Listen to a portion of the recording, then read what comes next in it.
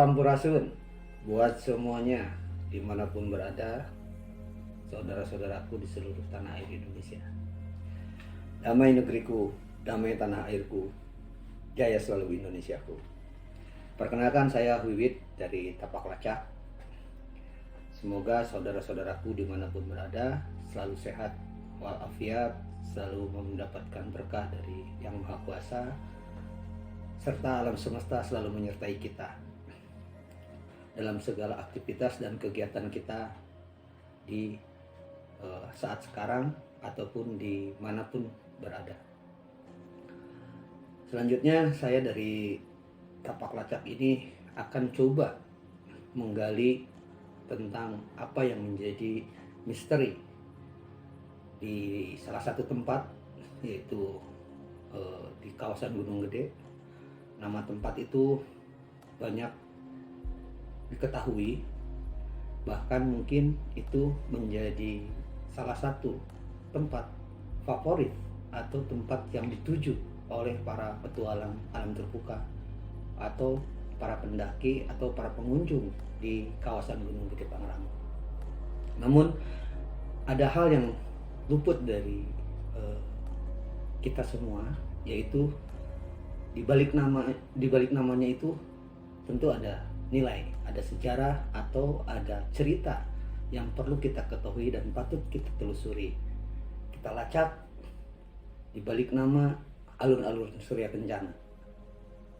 Nah, itu satu tempat di mana para pendaki menjadi tujuan para pendaki ketika saat pendakian ke kawasan Gunung Gede Pangrango. Bagaimana nanti itu ceritanya, kita sedikit ulas apa yang saya tahu, apa yang saya ketahui, apa yang saya temukan dari berbagai sumber dan cerita-cerita rakyat. Namun sebelumnya saya berharap memohon jika perlu YouTube ini atau kanal ini di subscribe atau di share, di like, di komen, silahkan saudara-saudara. Tentu saya punya harapan bahwa kanal YouTube ini tidak hanya saat sekarang, tapi ini bisa berkesinambungan berlanjut.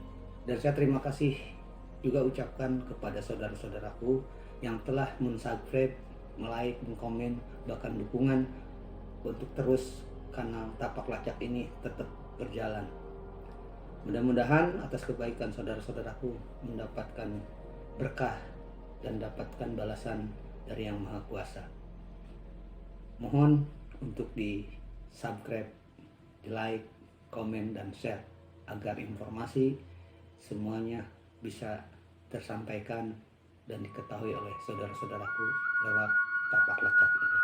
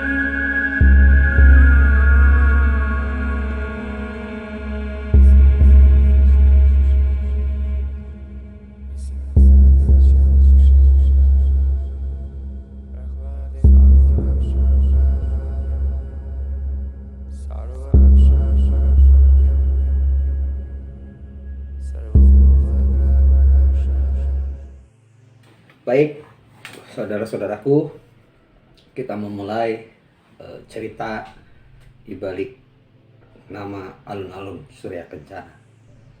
Apa itu di nama alun-alun Surya Kencana yang ada di kawasan Gunung Gede Pangrango? Sebelumnya saya coba mengulas sedikit tentang Gunung Gede Pangrango dulu ya.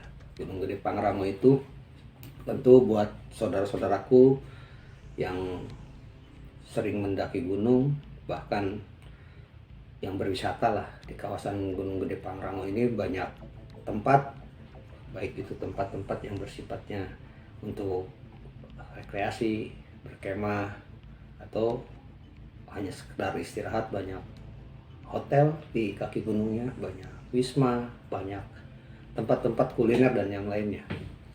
Namun perlu kita ketahui bersama-sama bahwa Gunung Gede Pangrango mempunyai ketinggian sekitar 2.900 sekian, dan Pangrangonya sendiri puncaknya itu 3.000 sekian. Tentu ini menjadi salah satu daerah yang cukup memadai, bahkan menjadi salah satu tempat atau kawasan penyangga untuk wilayah sekitar Kabupaten Cianjur, Bogor, Kota Bogor, Sukabumi, dan Kota Sukabumi. Jutaan orang menggantungkan dirinya kepada kawasan Gunung Gede Pangrango. Di antaranya adalah udara segar, air bersih, dan banyak hal yang lainnya. Tentu ketika ribuan massa atau ribuan rakyat yang ada hidup di kaki Gunung Gede Pangrango, ini adalah tidak serta-merta hidup tinggal bersama di kaki Gunung Gede, tapi ada cerita atau ada sejarah dari leluhurnya, baik itu sebelum Pajajaran atau bahkan jauh sebelum Tarumanegara. Sampai sekarang itu eksis masyarakat tinggal di kaki Gunung Gede Pangrango. Kaki Gunung Gede Pangrango yang dikelilingi dengan masyarakat yang sangat heterogen, baik itu petani, pekerja atau buruh, atau juga pelayan negara. Tapi mayoritas sekitar yang berbatasan dengan Gunung Gede Pangrango itu mayoritas masyarakatnya adalah petani. Nah, masyarakat petani ini tentu punya nilai kebudayaan, nilai-nilai penting dari turun-temurun leluhurnya. Bagaimana dia menjaga alam, bagaimana dia menjaga kelestarian lingkungan dengan caranya, dengan tata cara kebudayaan. Nah, Gunung Gede Pangrango buat masyarakat Jawa Barat, khususnya masyarakat Cianjur, Bogor, Sukabumi, itu tempat yang disakralkan. Dengan luas 21.000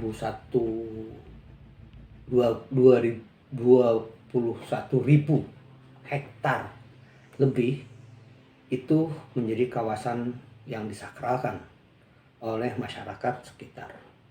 Maka pemerintah selain untuk kepentingan menjaga lingkungan dan menjaga kawasan penyangga ibu kota, karena di sana di aliran sungai yang besar, 4 das di Gunung Gede Pangrango ini, itu sebagai cikal bakal atau sebuah peradaban yang cukup panjang.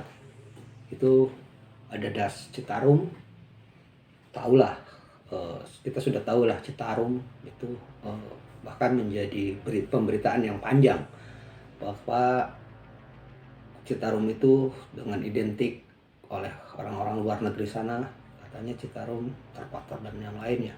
Tapi alhamdulillah sekarang Citarum sudah banyak perbaikan yang baik, dan pihak luar negeri pun atau bangsa-bangsa luar pun merespon dan mengapresiasi dengan baik hasil kerja pemerintah, TNI, dan masyarakat. Selain Citarum juga ada Cisadane, itu alirannya yang mengarah ke Tangerang, Banten, dan sekitarnya, ke Jakarta. Ada juga Ciliwung. Nah, Ciliwung juga itu jadi salah satu sungai fenomenal yang selalu memberikan sesuatu yang wah itu dalam artian beritanya. Salah satunya berita di DKI Jakarta, kalau Ciliwung meluap maka Jakarta ya tergenang dan banjir dan yang lainnya. Yang terakhir itu das terbesarnya adalah Cimandiri yang mengarah ke laut selatan. Kalau tadi ada Citarum itu hulunya memang bukan dari Gunung Gede Pangrango, tapi banyak anak sungai yang ke arah Citarum dan mengalir ke Laut Jawa atau ke arah utara, Laut Utara, Lautan Utara, Laut Jawa. Terus juga Ciliwung sama yang ada di puncak itu hulu sungainya di titik nol Ciliwung masuk ke Jakarta dan Laut Jawa. Begitupun Cisadane itu mengarahnya dari Pangrango dan Gunung Salak aliran sungainya, tapi hulunya atau ujung pangkalnya itu dari Pangrango dan mengarah ke daerah Tangerang dan ke Laut Jawa pula. Nah, itu ada beberapa indikasi bagaimana sungai itu menjadi satu ciri dari sebuah peradaban atau peristiwa kehidupan. Nah, Gunung Gede Pangrango tentu ini menjadi salah satu sentral utama dan kunci kehidupan ke depan. Bagaimana Surya Kencana dengan nama alun-alunnya tadi, Puncak Gede, ada Gunung Gumuru, ada Puncak Pangrango, ada Kawaratu dan yang lainnya. Banyak tempat-tempat yang itu dijadikan sakral oleh masyarakat. Nah, itulah salah satu cara masyarakat sekitar atau masyarakat yang masih memegang teguh pola hidup tentang tata krama atau ajar kikukuh di masyarakat Jawa Barat atau dengan sebutan masyarakat Sunda. Masyarakat Sunda tentu tidak lepas dari kehidupan lingkungan yang berdampingan dengan lingkungan. Ini penting bahwa satu cara leluhur kita mengajarkan kepada anak-anaknya untuk memberikan kontribusi, bahasanya babakti ke alam. Kalau bahasa Sunda bilang babakti ke alam, bagaimana menjaga melestarikan lingkungan untuk kehidupan, baik kehidupan manusia, flora dan fauna, dan kehidupan makhluk lainnya. Ini sudah ada ajarannya dari para leluhur dan sampai sekarang masih digunakan. Meskipun, perlu ditegaskan, meskipun sudah mulai terkikis dan terdegradasi ajaran-ajaran tentang kebaikan yang diajarkan oleh leluhur ke generasinya. Ini menjadi PR kita bersama. Nah, itu sekilas tentang Gunung Gede Pangrango. Selain mungkin kalau Gunung Gede Pangrango itu ketinggian, luas, terus potensi alam itu bisa dicari lah. Teman-teman mungkin di kanal-kanal YouTube lain pun sudah membahas, pendaki-pendaki yang lain pun juga sudah membahas, atau masyarakat lain pun juga membahas, baik itu penggiat budaya, penggiat lingkungan dan yang lainnya, bagaimana potensi yang harus dijaga tentang Gunung Gede Pangrango ini. Saya coba akan lebih fokus bagaimana merespon sebuah nama itu tadi, nama Surya Kencana. Kenapa ada nama alun-alun Surya Kencana dan menjadi tempat salah satu tujuan pendaki ketika saat mendaki. Pasti itu salah satu tempat bermukim. Saat bermukim itu bukan berarti tempat tinggal ya, tempat tinggal selama-lamanya, tapi bagaimana pendaki datang itu pasti tujuannya, yang apalagi yang naiknya dari jalur Gunung Putri, itu pasti tujuan utamanya adalah alun-alun Surya Kencana, karena di sana sangat luas camp, 50 lebih, kalau nggak salah 59 hektar bentang alun-alun Surya Kencana ini, yang notabene itu semuanya dengan rumput ilalang dan ditambah dengan bunga edelweiss atau bunga abadi. Kalau orang Sunda bilang, kalau masyarakat Sunda bilang itu lokat mala. Nah, Surya Kencana kenapa harus dinamakan Surya Kencana, tidak disebut alun-alun edelweiss atau alun-alun apalah gitu. Ini penting. Kalau saya berpendapat bahwa nama Surya Kencana itu diambil dari nama tokoh di masa silam masyarakat Sunda khususnya atau masyarakat Pajajaran. Ada pendapat lain bahwa Surya Kencana itu anak dari rajanya masyarakat Cianjur. Terus ada cerita lagi bahwa Surya Kencana itu tanda kutip hasil dari perkawinan raja dengan tanda kutip perempuan atau ratu di alam sana. Nah, itu pendapat-pendapat yang sekarang masih muncul di masyarakat. Tapi itu sah-sah aja kalau orang berpendapat ke sana, karena saya pun tidak tahu benar atau tidaknya, karena saya juga tidak bisa memaksakan bahwa pendapat saya harus dibenarkan atau tidak.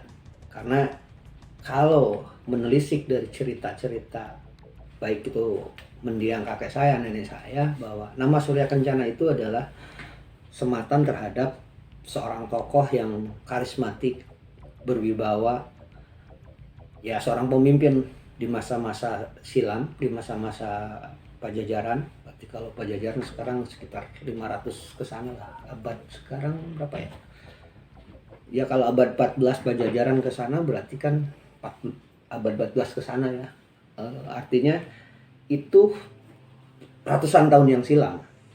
Tapi kita juga tidak bisa menyalahkan juga orang yang berpendapat bahwa Surya Kencana bukan tokoh manusia. Tapi saya justru berpikir bahwa itu adalah tokoh manusia di masa silam dan seorang yang karismatik, pemimpin yang bijaksana, punya wibawa tentunya, satria, itu adalah Surya Kencana. Nah, apa hubungannya dengan alun-alun Surya Kencana yang ada di Gunung Gede Pangrango?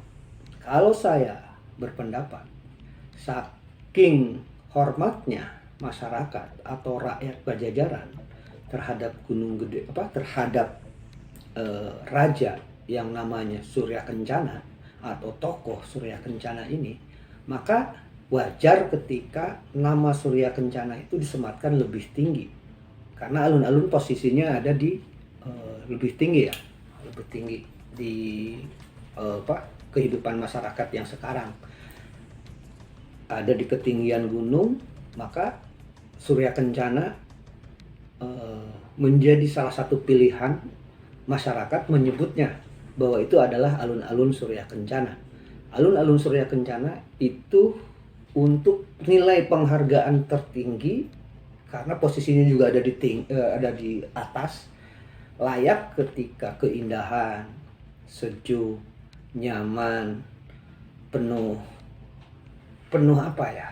energi positif, menggambarkan tentang seorang raja yang bijaksana. Maka Surya Kencana atau alun-alun Surya Kencana itu disematkan bahwa layak nama alun-alun ini yang indah ini dengan nama tokoh. Itu bentuk penghormatan kalau menurut saya. Dan menurut saya Surya Kencana itu adalah seorang raja, entah di zaman kapan ya, karena kalau sepengetahuan saya Pajajaran itu rajanya bukan satu. Artinya bukan banyak di saat kekuasaan, berganti setiap zamannya berganti. Sekarang banyak jejak atau banyak misteri tentang Pajajaran yang perlu ditelusuri, perlu kita sambangi, perlu kita jaga dan lestarikan nilai-nilai peninggalan sejarah yang dibuat oleh kejayaan di masa Pajajaran. Kita kembali lagi ke alun-alun Surya Kencana. Saat saya kecil, karena saya tinggal di kaki Gunung Gede dan lahir di kaki Gunung Gede, sering saat kecil saya naik ke Gunung Gede Pangrango. Tentu Surya Kencana atau alun Surya Kencana itu jadi tujuan dan tempat ngecamp seperti para pendaki sekarang. Karena saya tinggal di sekitaran jalur Gunung Gede Pangrango itu, di jalur Gunung Putri, dan di tetangganya saya lahirnya. Dan sekarang saya tinggal di jalur Gunung Putri. Tinggal di jalur Gunung Putri itu keluarga saya. Meskipun saya sekarang tinggal di luar Cianjur. Nah, itu sangat indah, dan di saat saya masih ya usia-usia SD SMP lah, menjelang SMP sering naik ke sana, dan edelweisnya masih tinggi-tinggi, bahkan saya bisa berteduh di di pohon edelweiss di bagian samping kiri ke hutannya. Di sana ada puncakan Gunung Gede, ada puncakan Gunung Gemuruh, kan itu di tengah-tengahnya adalah Surya Kencana. Saya merasakan bahwa ini sesuatu yang luar biasa. Bahkan sejak kecil pun saya pada akhirnya ini harus tempat saya bermain. Kalau liburan saya pasti main ke situ. Meskipun saya waktu itu tidak paham, ya sering ketemu lah, mungkin akang-akang yang dulu lah, senior-senior dulu yang pendaki. Kalau orang masyarakat sekitar Gunung Putri itu bilangnya mahasiswa, karena yang sering naik ke gunung itu dulu dari kampus, Mapalawi, dari Wanadri, Garuda Nusantara atau apalah gitu. Itu banyak yang datang. Itu masih kecil saya udah tahu bahwa pendakian itu disebutnya, kalau nyebutnya masyarakat Gunung Putri, siswa. Padahal dari kata mahasiswa, padahal juga tidak semua mahasiswa, mungkin preman atau anak-anak tongkrongan juga naik ke Gunung Gede Pangrango, ke alun-alun Surya Kencana, camp di sana. Kembali lagi kita ke persoalan Surya Kencana. Selain tadi nama raja, kalau menurut saya Surya Kencana itu ya dari kata surya dan kencana. Nah, kalau lihat surya dan kencana, kita bisa lihat surya itu adalah cahaya. Cahaya dari mana? Kalau biasanya sebutan nama surya itu untuk matahari ya. Ada surya tenggelam, surya terbit, dan yang lainnya. Itu dari timur. Coba bagaimana teman-teman yang sudah pernah ke sana, kalau saya sudah ngalamin, bagaimana posisi di saat menjelang pagi, jam 5 atau jam 6 itu sudah muncul lebih terang di alun-alun, bahkan mungkin apalagi di puncak gedenya, di puncak gede atau di puncak Pangrango atau di puncak Gunung Gemuruh, pasti itu terbit dan kita melihat matahari terbit dari puncak gunung. Biasanya para pendaki itu lari tergesa-gesa, itu bagaimana caranya dari alun-alun Surya Kencana itu naik untuk menyambut matahari. Nah, itu surya. Nah, kencana apa coba? Yang saya tahu kencana itu adalah emas. Coba bayangkan ketika teman-teman atau saudara-saudaraku dimanapun berada yang pernah naik ke Gunung Gede Pangrango, pasti melihat ketika saat pagi matahari itu warnanya warna kuning keemasan.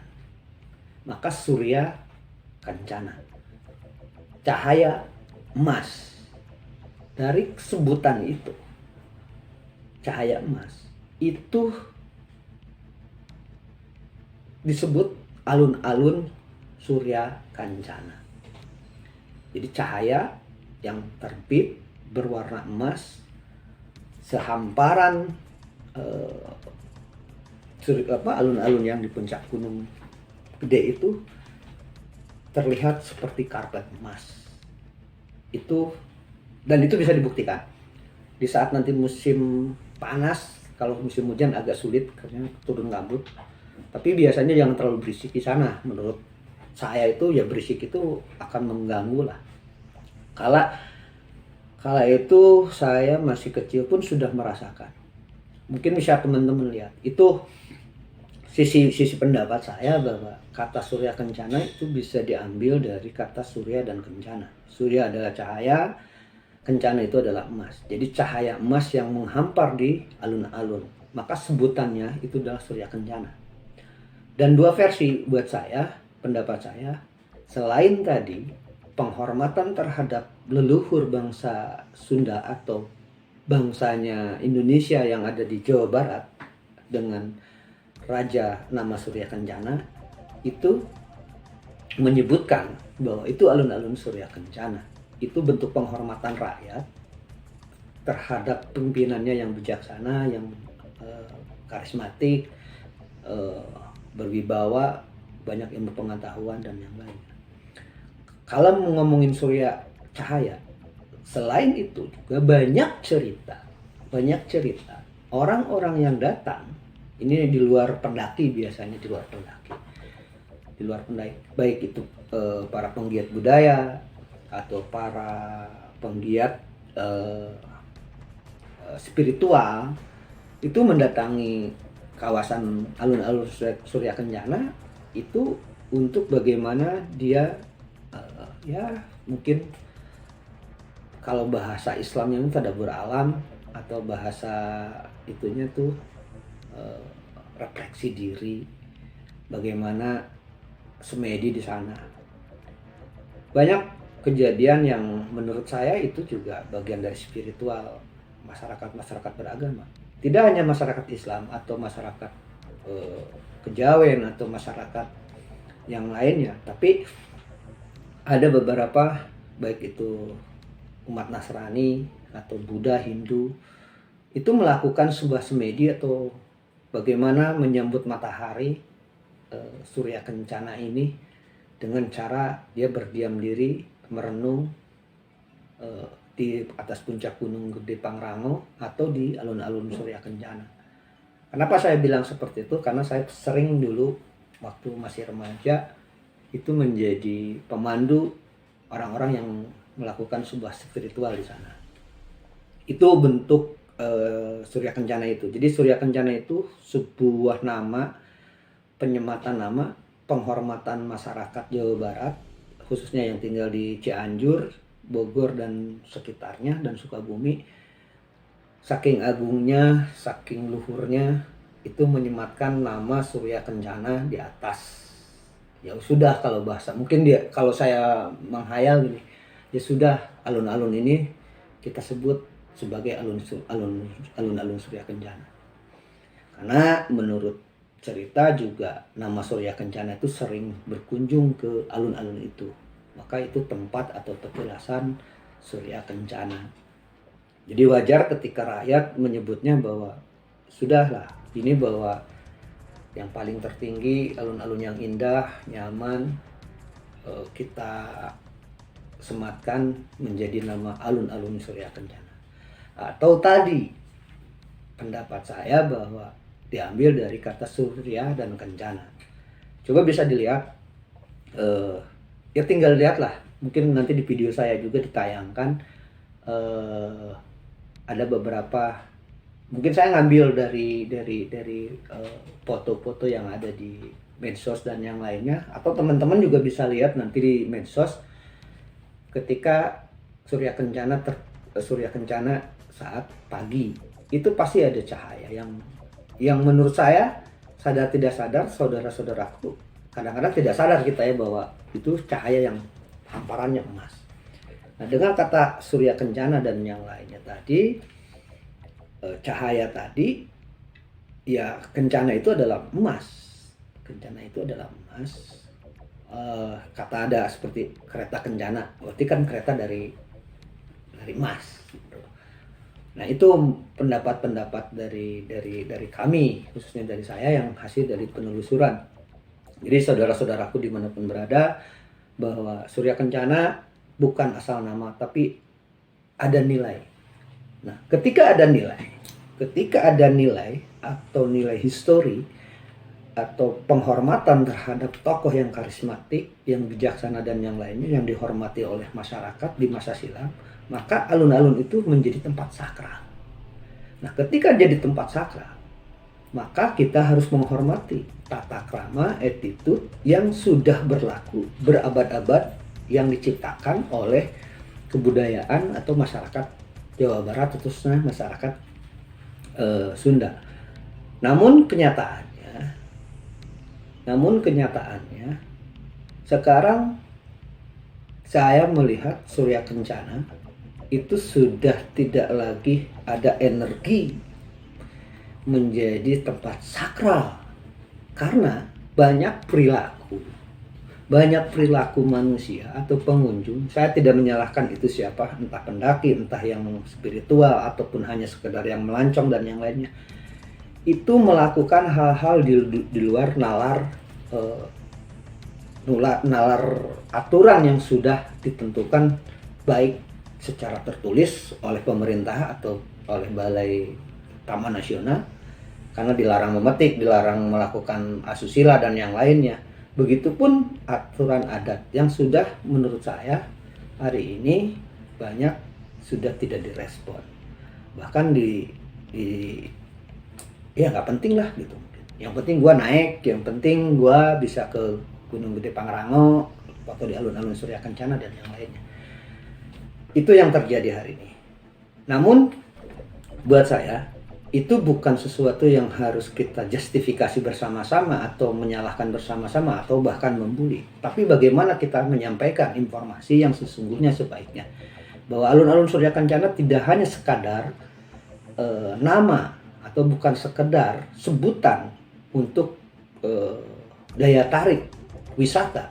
Buat saya wisata itu efek zaman sekarang. Tapi ada nilai-nilai penting, histori, yang dihormati oleh masyarakat kaki Gunung Gede Pangrango. Itu yang harus kita pegang dan itu juga harus kita hormati. Maka ketika sudah yang terjadi bahwa ini terjadi kerusakan menurut informasi dan menurut data-data informasi, saya pernah naik lagi ke sana, ternyata di sana banyak sampah. Jalannya sudah mulai banyak rusak dan yang lainnya. Saya tidak menyalahkan siapa itu. Yang jelas itu adalah saudara-saudara kita juga yang memang naik ke sana, tapi juga tidak peduli mungkin, belum peduli mungkin, atau belum tahu mungkin, itu banyak hal. Nah, saya tidak ingin bahwa ini menyalahkan siapa, tapi bagaimana ayo kita bersama-sama bahwa kawasan Gunung Gede Pangrango tidak hanya punya nilai untuk kelestarian konservasi, tapi ada nilai-nilai budaya. Itu mungkin yang perlu kita ketahui bersama-sama, perlu kita kampanyekan atau sampaikan bersama-sama. Maka saya menyampaikan ini di YouTube ini, mudah-mudahan bisa menjadi inspirasi bersama-sama. Mohon maaf juga kalau misalkan saya terlalu lancang menyampaikan hal-hal ini. Ini pendapat saya, mudah-mudahan pendapat saya juga tidak keliru. Kalaupun keliru, mohon maaf, mungkin nanti bisa dikoreksi. Tapi itu pendapat saya tadi, dua nilai dua pendapat. Surya Kencana itu namanya disematkan oleh masyarakat Jawa Barat, khususnya di Cianjur dan Bogor serta Sukabumi dan sekitarnya. Itu adalah sebuah bentuk penghormatan terhadap pemimpinnya atau terhadap tokohnya yang nama Surya Kencana. Yang kedua adalah dua kata Surya dan Kencana, cahaya dari timur yang menyinari di saat pagi atau di saat senja, itu di alun-alun terlihat seperti hamparan emas. Jadi itu pendapat saya, dan pendapat saya itu bukan sekedar pendapat, tapi itu hasil dari analisis cerita rakyat, bahkan saya juga baca-baca literasi dan yang lainnya. Itu mungkin dibalik nama Surya Kencana. Jadi dibalik nama alun-alun Surya Kencana bukan sekedar nama, tapi ada nilai yang harus kita jaga bersama-sama agar kita juga bisa menyampaikan lagi ke anak cucu kita. Itu ya yang saya coba sampaikan ke pemirsa semuanya, ke saudara-saudaraku semuanya, semoga berkenan ya. Oke. Ternyata ini ada tulisan di sana. Ada tulisan. Lalu bagaimana cerita-cerita rakyat mengenai misteri atau di luar nalar tentang Surya Kencana. Nah, ini ada cerita. Kalau buat saya cerita kejadian-kejadian di alun-alun Surya Kencana sering terjadi. Kejadian dalam artian kejadian yang di luar pola pikir saya atau mungkin di luar nalar saya. Itu ya seperti melihat kuda atau satu rombongan datang di alun-alun Surya Kencana, itu berkuda seperti para kesatria dan yang lainnya, atau bermimpi ditemuin siapalah, bahkan menjadi sebuah ketakutan dan yang lainnya. Banyak hal yang menurut saya pendapat-pendapat tentang Surya Kencana. Tapi itu sah saja karena mungkin dia pengalamannya seperti itu. Tapi karena saya belum mengalami apa yang diceritakan dari orang-orang, ataupun mungkin sedikit pengarang-arang mereka juga, itu silahkan aja. Yang penting hari ini kita jangan terjebak tentang cerita yang menakutkannya. Justru harus kita sampaikan sesuatu yang lebih baik, ada energi positif menurut saya ya. Itu sah-sah aja menyampaikan cerita itu, bahwa pengalamannya saya mimpi di alun-alun Sucana begini, bahkan saya ketakutan, bahkan sampai ada yang menurut saya datang ke alun-alun Surya Kencana tetap dengan niat baik, hati bersih, datang dari awal naik sampai pulang pun kita harus selamat. Jikapun menemukan hal-hal yang di luar nalar, ya itu bisa jadi bahwa itu adalah pikiran kita atau memang energi kita. Kalau yang datangnya negatif berarti energi kita sedang tidak bagus, misalkan sedang rungsing, sedang marah-marah dan yang lain. Pada akhirnya lupa berdoa, lupa banyak hal, pada akhirnya yang datangnya negatif. Atau yang datangnya misalkan sesuatu yang menggiurkan, indah, menyenangkan, ya itu berarti jiwa kita sedang dalam kondisi baik dan energinya positif. Jadi kalaupun ada cerita misteri atau mistis atau tanda kutip di luar nalar kita, ya monggo aja, tapi saya tidak akan bisa menyampaikan cerita itu karena saya tidak mengalami. Kalaupun nanti ada yang mau bercerita mungkin bareng-bareng dengan saya di YouTube Tapak Lacak ini, ya nggak apa-apa. Cuman kalau saya berpendapat bahwa hal itu akan terjadi kalau kitanya pun suasananya, frekuensinya tidak baik, maka terjadi yang tidak baik. Kalau frekuensinya positif, maka yang terjadinya positif. Misalkan cerita yang si ini di Surya Kencana ketemunya dengan sosok yang menakutkan, sementara saya misalkan datang ke sana di luar ekspektasi saya, di luar nalar saya, ketemu dengan misalkan sosok yang cantik, yang teduh, tokoh yang karismatik dan yang lainnya. Itu kan bisa terjadi, tergantung dari energi saya dan pikiran saya. Itu mungkin ya. Jadi mohon maaf pemirsa, semuanya itulah sekilas tentang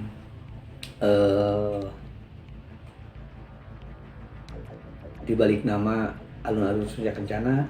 Mudah-mudahan bermanfaat, mudah-mudahan banyak yang berkenan. Ini hanya pendapat, kalaupun ada kurang dan lebihnya mohon maaf. Mohon maaf, dan tentu saya berharap ada juga masukan. Semua pengetahuan tentu tidak berhenti di sini. Jikapun nanti ada hal-hal baru tentang Surya Kencana atau alun-alun Surya Kencana, saya akan coba sampaikan. Ataupun dari pemirsa semuanya ada pendapat lain tentang Surya Kencana, monggo disampaikan. Bahwa ini adalah kita sedang mencari, karena kita hidup di zaman modern, bukan di zaman masa silam. Jadi sangat banyak kemungkinan saya pun banyak salahnya, dan banyak kemungkinan pun saudara-saudara saya yang sudah di sana pun banyak yang benarnya, atau sebaliknya saudara-saudara pun yang berpendapat itu juga berbeda pendapat, mungkin ada salahnya dan saya ada benarnya.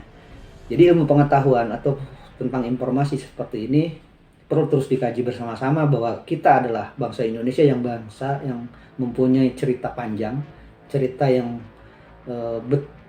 butuh penelusuran, butuh dilacak, butuh penjelajahan dan yang lainnya. Maka saya memberanikan diri membuat sebuah video ini dengan nama channelnya adalah Tapak Lacak. Mudah-mudahan kedepannya ini menjadi tempat berbagi informasi. Bisa jadi informasi tentang cerita rakyat di sekitaran kita, cerita tentang situs, cerita tentang sejarah dan yang lainnya.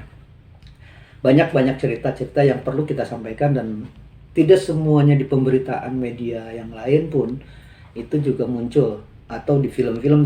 Tapi mudah-mudahan dengan ini kita bisa bekerja sama bersama-sama dengan saudara-saudaraku. Mohon maaf, sekali lagi mohon maaf kalau banyak hal yang kurang dalam penayangan ini atau penyajian ini. Mohon maaf kalau ada beberapa video dan fotonya juga itu saya bikin di video ini itu hanya semata-mata untuk penegasan aja, untuk penegasan dari cerita saya. Itulah yang saya bisa sampaikan. Kurang dan lebihnya sekali lagi mohon maaf di kanal YouTube ini.